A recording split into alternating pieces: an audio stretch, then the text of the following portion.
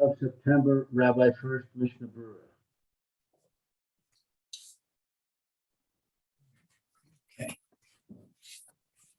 Beautiful. Good morning again. This is Rabbi Shlomo, first team in Samanakshi. We're flying here on Zoom. This is our second show. Let's see. We'll begin today, skipping around a bit, a lot to learn and a little bit of time. I think we'll start with Tuf Kuf Tzadi base today. Kuf Tzadi base. Oh, okay. Hold on. Let's see.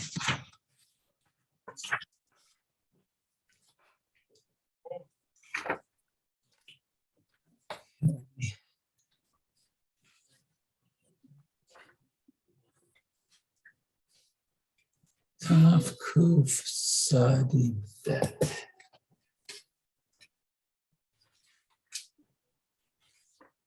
This is dealing with the Chazoras Hashatz of Musa.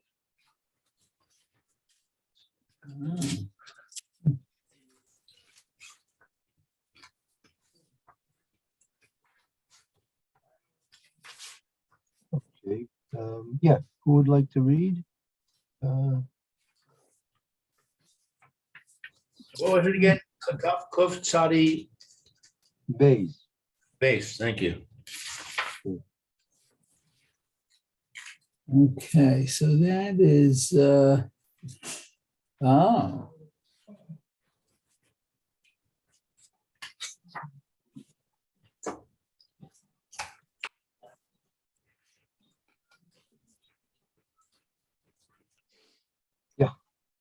Okay, Mash is this is talking about Musaf and the Chazoras Hashatz of Musaf. Yeah. Roy or excuse me, who would like to read? Yeah.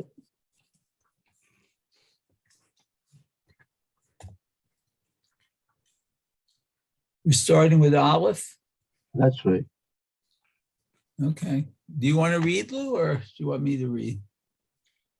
You can read. I read the last class. Okay. Let's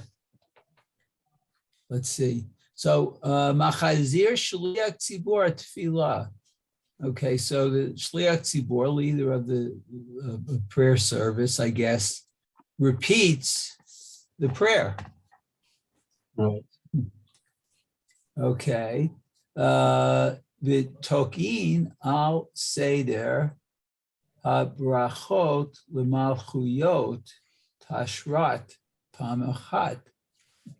Okay, so and what the order of the prayers, the Malchuyot, I guess, comes first.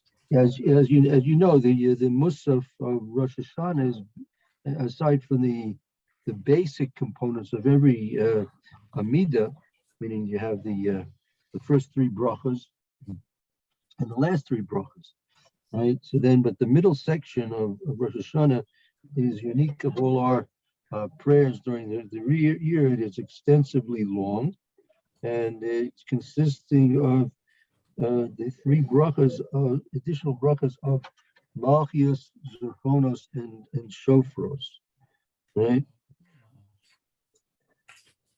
Oh, okay. So, and they correspond, these three aspects, Malchias, Zerchonos, and Shofros, they correspond to various different aspects of kavanas that we should be having. But we'll discuss that as we have to mention we bring 10 psukim for each one, 3, 3, and 3, and the next one, another one from Torah. And I think the Mishna will go into this detail. We'll see. And also unique to the repetition of the Shmona Esrei of Musaf is the blowing of the shofar within the repetition. Right. Okay. It's interesting. I've never counted the amount of brachot in the Musaf. Yeah. Because, okay. Okay, okay, so we really went over Achad Sigronot, Tashad, Shofrot, Tarat. Okay. Yakshav, Nohagim Litkoa, Lemachuyot, Tashrat, Shlosh Pamim. Okay, so what it's, and now it's our tradition to blow Mahuyot 3 times. Ulezikronot Tashat Shlosh Pamim, and the Tashat 3 times, Uvishofrot, and so I should say Zikronot because that's like the remembrances. Exactly, right. 3 times, and the shofrot, that of the shofar, 3 times. Tarat. Let's Okay. let's stop here before we go to the Ramah and see the Mr. Brewer at this point. Okay, so he says, Machazir Shliach Tzibor Tefillah. Okay, so Shliach Tzibor repeats the prayer, Musaf, loudly. Okay. Mikomot nohagin litkoa kashe mitpalalim belachash. Oh, okay. So what? There are places where they blow the shofar while the people are saying their prayer quietly. There are those. I don't know if you've ever davened in these some of these particular kehilas. Yesh bekomas noyim the tkora kimispalim balachas, right? Meaning there are those that they do blow the shofars when people are still in the middle of their own private amidas of Musaf. Okay. Aval ein linhog kain lechatchila shelo lebabel hamit palalim. Okay, but one should not, I guess, initiate this minhag in order not to confuse those praying. Right, because it could be distracting if a person's in the middle of his davening, and in the middle of his davening, he hears the shofar going on. So it could be distracting. So therefore, particularly, you shouldn't do this. Blow the shofar in the middle of the Amida. Yeah, the I guess the other point might be, because I'm kind of a slow davener. Does it, if they do blow the shofar during the musaf, does it, one should just stop praying or go to the end of the pasuk and stop praying and listen to the shofar? Yeah, if a person is in a situation, a minion that there's davening that way, I guess he should come to the closest conclusion of what he's saying. I mean, if he's saying a particular pasuk or thought in his prayer, he should come to a and then stop and quietly listen to the shofar being blown. Yeah. Okay. Mishalimim otam la'achar tefillah. Okay, so but I guess the shofar blowing can be done after the davening, after tefillah. Say that again, please, man. That okay? Mishalimim. I mean, what I'm picking up here is like the shofar blowing can be completed for after hatfila, I guess after the musaf. Right, meaning the extensive custom is to blow the shofar 100 times on Rosh Hashana. 100 times the first day, 100 times the second day. So it's usually 30 times you blow the shofar before Musaf, right? And that's usually, and in all cases, you're always doing the Tashrat, Tarat. And for the Bnei Ashkenaz, we do the Tashrat, the first 30 the set there with the Tashrat, the Shroim Trua is usually one Neshima, not to take any breath in between the Shroim and the Trua. And then in the second set, which is blown during the repetition of the Shmona Esrei, the other Mida, then it's the Tashrat, the Shroim Trua is with two Neshimas. You take a breath in between. Right? Then there's another 30 blown, that's the Tashlum, to make it to come up to 100. You blow another 30, and then you blow another 100 after that. Oh, okay. Wow. Okay, let's see, where are we? Oh, bet. The Tokin. Okay. So this is when I guess the shofar is blown. V'chol tekiyot shel shlosha sidarim halalu tzrichim hatokeya v'hashomim la'amod b'sha'at tekiyot. Okay, so with all the blowings of the three starim, I guess these three sections, I guess. Right. Machuyot, Zikronot, and Shofrot, I guess. Right, that's the three sets, exactly, right? Okay, Tzurichim. Okay, so we need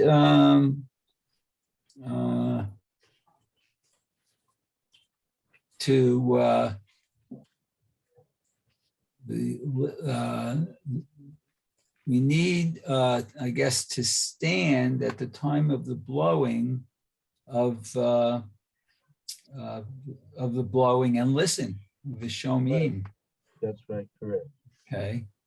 Ulefichach nikra'in tikiyot demu'umad v'avad im yashvu yatsu. Okay. So therefore, during the I guess the calling of the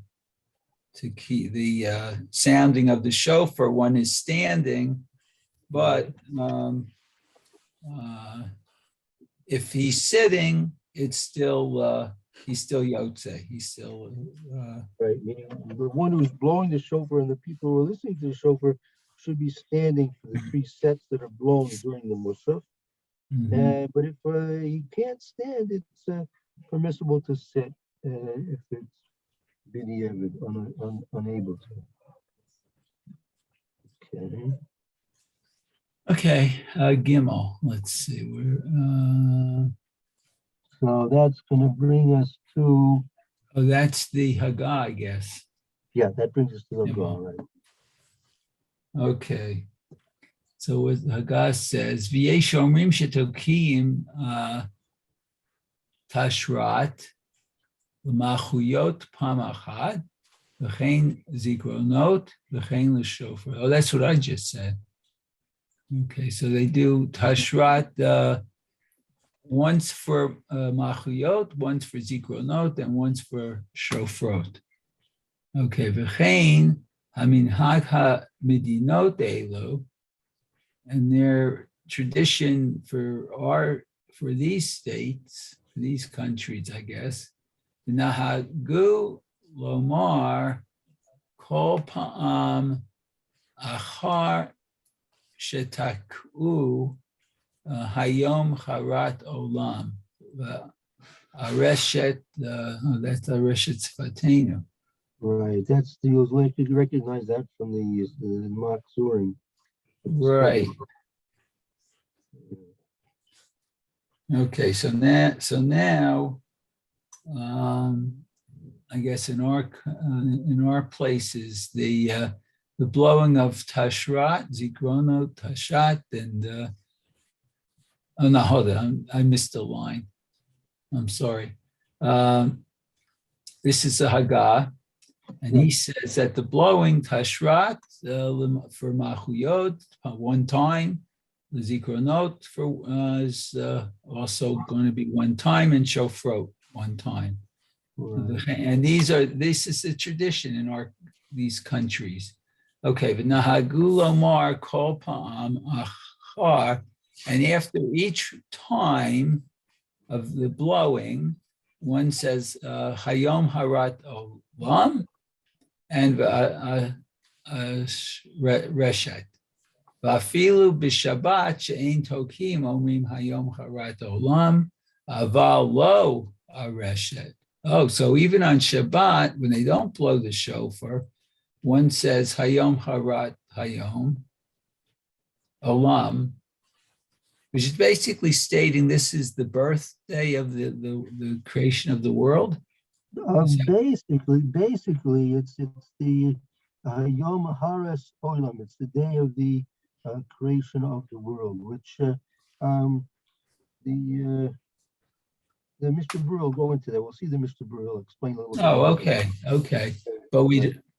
But we don't say Areshet. Sifatina. Okay. So let's see. Yeah, right. Okay, so now we are in Gimel, which are the Ashrat Lamachuyot.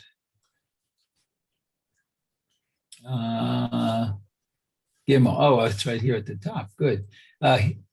Okay, so Hine Kevan She Tiknu Chazal.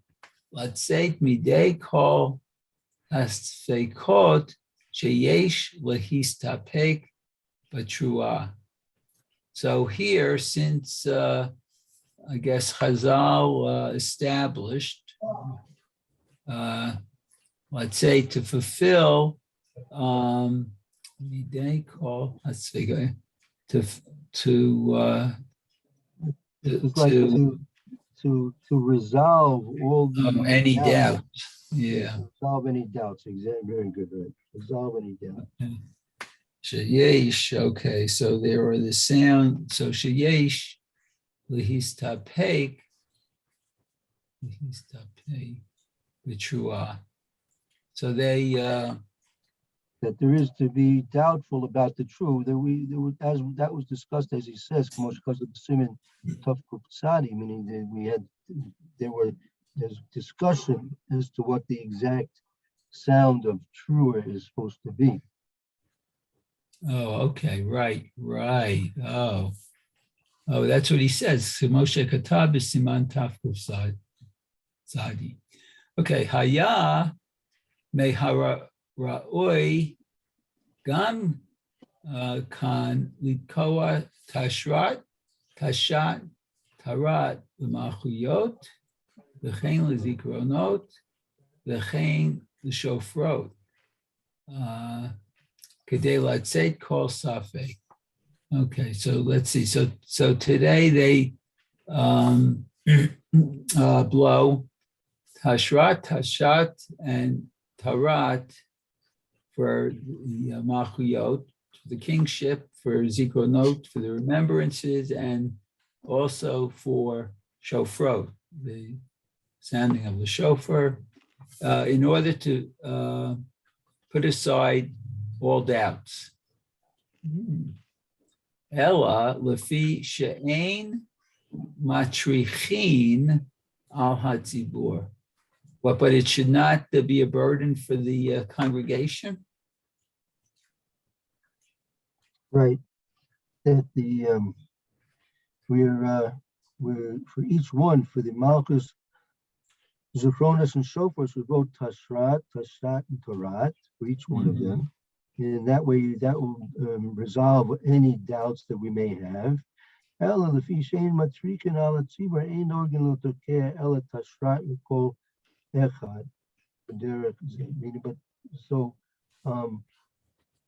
But because we don't want to make the davening extra long, so according to this minhag, they don't blow all three sets, right? They only blow the tashrat for each one of them.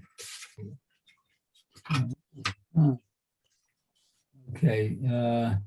Sharei b'derech zeh hu oseh kol hasfekot shel hatrua.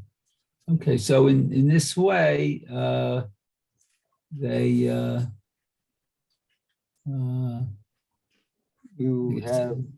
make all the, they not really make, or they get rid of all the doubts of the blowing, I guess. Ve'ein kan chashash ella shema hatrua eina ella trua levad o shvarim levad v'nimtzahu maspik ben trua. Oh, this is a lot. Okay, le peshuta shel faneha o ula'ahareha. Okay, so let's see. So there shouldn't be an interruption. Let's see, but only just for the trua alone, or the shvarim. That's another blowing. Meaning the question is when we're just blowing tashrat. So again, the basic doubt that we have is when the Torah says trua, is that a shvarim or is it a trua? Is it shvarim, like the shvarim, the three blasts, shvarim, right? Or is it a trua? Right, so that's a question. What the real sound is. So therefore, what we do is we blow tashrat, the tekiah, shvarim, trua tekiah, and that way we're blowing all of them, right? But that's so. In terms of blowing, we've accomplished what we need to do in terms of hearing the sounds we need to hear. But there's another condition which is necessary to fulfill a proper hearing of the shofar. And that is that when you have your trua, right? So the trua, whether it's a sheva or it's a trua, has to be a pshuta, which is what we call a tekiah before it and a tekiah afterwards. That's why we blow. That's the tekiah, and then we blow the shvarim trua.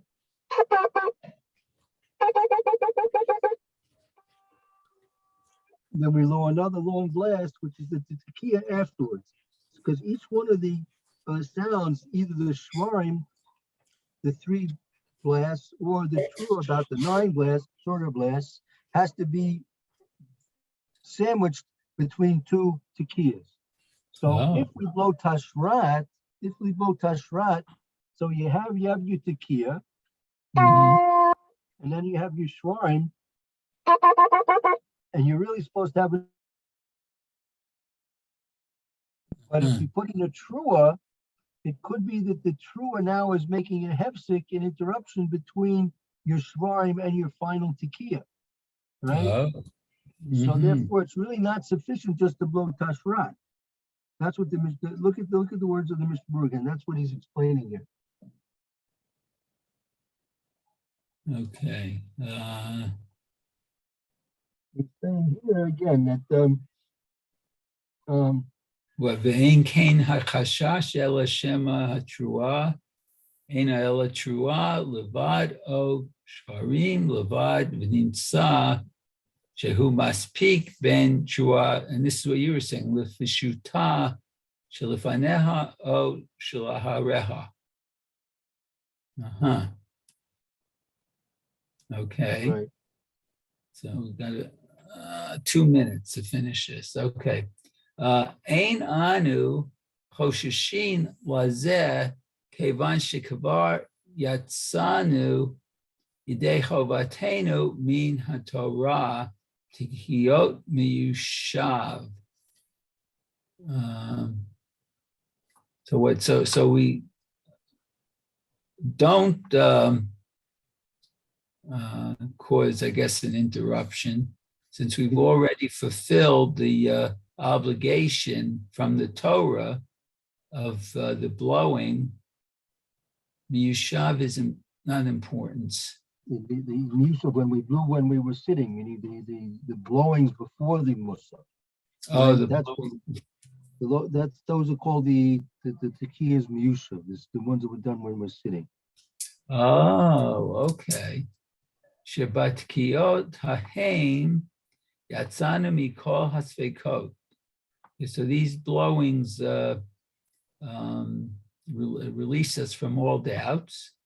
Kemo shekatavnu b'siman taf kuf tzadi. Okay, as we saw in taf kuf tzadi.